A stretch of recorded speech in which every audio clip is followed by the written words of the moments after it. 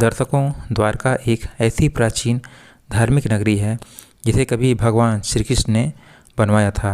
हिंदू धर्म में द्वारका 7 सबसे प्राचीन नगरों में से एक माना जाता है। बाकी 6 नगर हरिद्वार, मथुरा, अवंतिका, अयोध्या, काशी और कांचीपुरम हैं।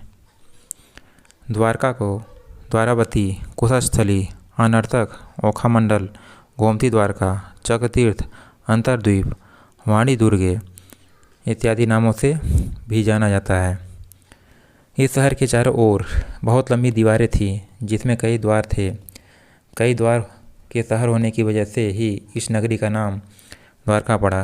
परंतु अब यहाँ ये सवाल उठता है कि श्री कृष्ण की मृत्यु के बाद अचानक ऐसा क्या हुआ कि ये पूरी नगरी जलमग्न हो गई। दर्शकों, आज इस वीडियो में हम बताएंगे कि आखिर कब, क्यों और कैसे डूबी श्री कृष्ण की नगरी द्वारका।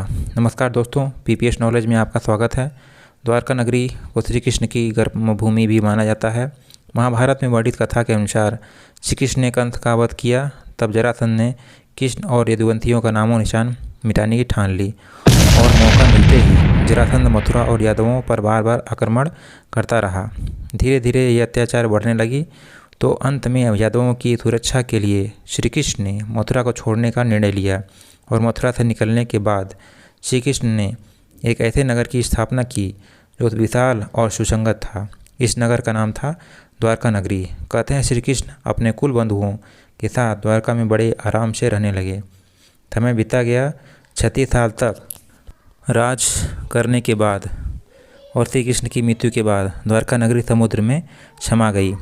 पौराणिक ग्रंथों में द्वारका के समुद्र में विलीन होने से जुड़ी 2 कथाओं का विवरण मिलता है। पहला, माता गांधारी द्वारा श्री कृष्ण को दिया गया श्राप, और दूसरा, ऋषियों द्वारा श्री कृष्ण पुत्र सांप को दिया गया श्राप। कथा के अनुसार महाभारत युद्ध में कौरवों पर विजय प्राप्त करने के पश्चात जब युधिष्ठिर का हस्तिनापुर के महल में राजतिलक हो रहा था, तब कौरवों की माता अपने 100 पुत्रों के वध और महाभारत युद्ध के लिए श्री कृष्ण को श्राप दिया कि जिस प्रकार से कौरवों का नाश हुआ है, ठीक उसी प्रकार यदुवंश कभी नाश होगा। वहीं दूसरी कथा के अनुसार महाभारत युद्ध के 36 वर्ष पश्चात द्वारका में तरह तरह के अपशगुन होने लगे। तब एक दिन महर्षि विश्वामित्र, गणों, देवर्षि नारद आदि द्वारका आए। वहाँ यादव कुल के नवयुवकों ने उनके साथ परिहास करने का इसके लिए वे श्री कृष्ण के पुत्र शाप को स्त्री वेश में ऋषियों के पास ले गए और कहा कि ये स्त्री गर्भवती है। आप लोग बताइए कि इसके गर्भ से क्या उत्पन्न होगा। नवयुवकों के ऐसा कहने के बाद ऋषिगण ध्यान करने लगे और जब उन्हें पता चला उसके सामने ये सभी जिसे स्त्री बता रहे हैं वो वास्तव में एक पुरुष है, तो उन लोगों को बड़ा क्रोध आया। उन्होंने नवयुवकों से कहा, तुम लोगों ने हमारा अपमान किया है, इसलिए श्री कृष्ण का ये पुत्र एक लोहे के मुसल को जन्म देगा जिससे तुम लोग अपने समस्त कुल का संहार करोगे। इस मुसल के प्रभाव से केवल श्री कृष्ण व बलराम ही बच पाएंगे। उधर श्री कृष्ण को इस बात का पता चला तो उन्होंने कहा, ये बात अवश्य सत्य होगी। मुनियों के श्राप के प्रभाव से दूसरे ही दिन शाप ने एक मुसल को जन्म दिया। जब ये बात राजा अग्रसेन को पता चली तो उन्होंने उस मुसल को चुरा कर समुद्र में फेंकवा दिया। इसके बाद राजा अग्रसेन व श्री कृष्ण ने नगर में घोषणा की कि आज से कोई भी विष्णी व अंधकवंती अपने घर में मदिरा तैयार नहीं करेगा, और यदि ऐसा करता हुआ कोई व्यक्ति पकड़ा जाता है तो उसे मृत्युदंड दिया जाएगा। घोषणा उनका द्वारकावासियों ने मदिरा नहीं बनाने का निश्चय किया, परंतु किसी भी इसके बाद द्वारका में भयंकर अपशगुन होने लगे। प्रतिदिन आंधी चलने लगी। चूहे इतने बढ़े कि मार्गों पर मनुष्यों के से ज़्यादा चूहे दिखाई देने लगे। उस समय यदुवंशियों का पाप करते शर्म नहीं आती थी। उधर नगर में होते इन अपशगुनों को देख भगवान श्री कृष्ण समझ गए कि कौरवों की माता गांधारी का श्राप सत्य होने का समय आ गया है। उन्होंने देखा कि इस समय वैसा ही योग बन रहा है जैसा कि महाभारत के युद्ध के समय बना था। फिर श्री कृष्ण ने यदुवंशियों को तीर्थ यात्रा करने की आज्ञा दी। कृष्ण की आज्ञा से सभी नवयुवक समुद्र के तट पर प्रभात तीर्थ करने लगे।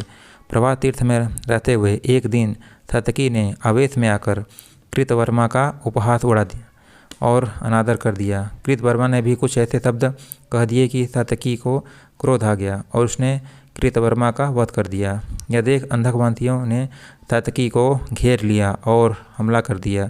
सात्यकी को अकेला देख उनके पुत्र श्री कृष्ण के पुत्र प्रद्युम्न उसे बचाने दौड़े और सात्यकी और प्रद्युम्न अकेले ही अंधकवंशियों से भिड़ गए, परंतु संख्या में अधिक होने के कारण वे अंधकवंशियों को पराजित नहीं कर सके और अंत में उनके हाथों मारे गए। अपने पुत्र और सात्यकी से क्रोधित होकर श्री कृष्ण ने एक मुट्ठी एका घास उखाड़ ली। हाथ में आते ही वह घास वज्र के समान लोहे की मुसल बन गई। जो कोई भी वह घास उखाड़ता वह बदलकर मुसल में बदल जाती। उन मुसलों के एक ही प्रहार से प्राण निकल जाते। उस समय काल के प्रभाव से सभी वीर मुसलों से एक दूसरे का वध करने लगे। यदुवंशियों भी आपस में लड़ते हुए मरने लगे। श्री कृष्ण के देखते ही देखते सांब, चांदविषण, अनिरुद्ध और गध की मृत्यु हो गई।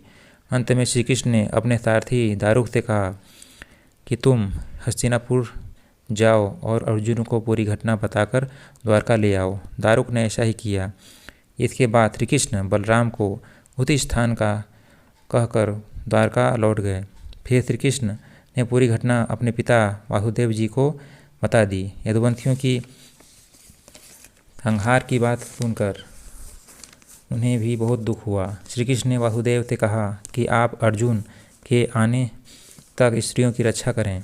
इस समय बलराम जी वन में मेरी प्रतीक्षा कर रहे हैं, मैं उनसे मिलने जा रहा हूँ। ये कहकर श्री कृष्ण बलराम से मिलने चल पड़े। वन में जाकर श्री कृष्ण ने देखा बलराम जी समाधि में लीन हैं। देखते ही देखते बलराम शेषनाग के रूप में परिवर्तित हो गए और भगवान श्री कृष्ण से आज्ञा लेकर बैकुंठ धाम वापस लौट गए।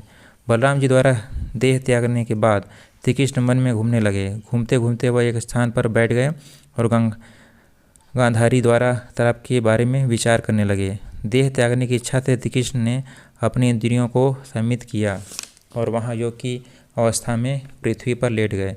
जिस समय भगवान श्री कृष्ण समाधि में लीन थे उसी समय जरा नाम का एक शिकारी हिरणों का शिकार करके के उद्देश्य से वहाँ आया। उसने हिरण समझकर श्री कृष्ण पर बाण चला दिया। बाण चलाने के बाद जब वो अपना शिकार आगे पकड़ने के लिए आगे बढ़ता तो योग में स्थित भगवान श्री कृष्ण को देखकर उसे अपनी भूल पर पश्चाताप हुआ। तब श्री कृष्ण ने उसे आश्वासन दिया और परमधाम चले गए।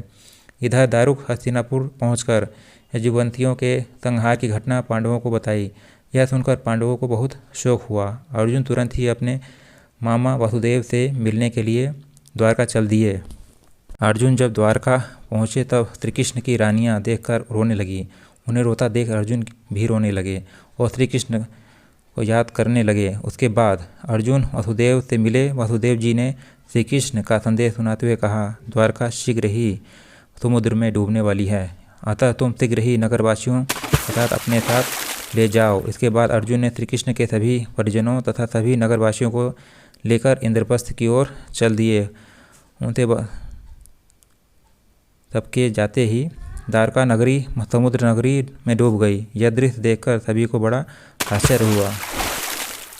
वर्ष 2005 से 2007 के बीच में भारतीय पुरातत्व सर्वेक्षण भारतीय नौसेना के जवानों ने द्वारका नगरी को ढूंढ निकाला और 560 मीटर लंबी दीवार समुद्र में पाई गई, जो पौराणिक कथाओं द्वारा प्रमाणित की गई है। उसमें कुछ बर्तन भी प्राप्त हुए हैं जो 3000 ईसा पूर्व। तो इस प्रकार से इस वीडियो में इतना ही द्वारका नगरी के बारे में। यदि आपको इससे अच्छी नॉलेज हो तो मुझे ज़रूर बताएं कमेंट बॉक्स में। धन्यवाद।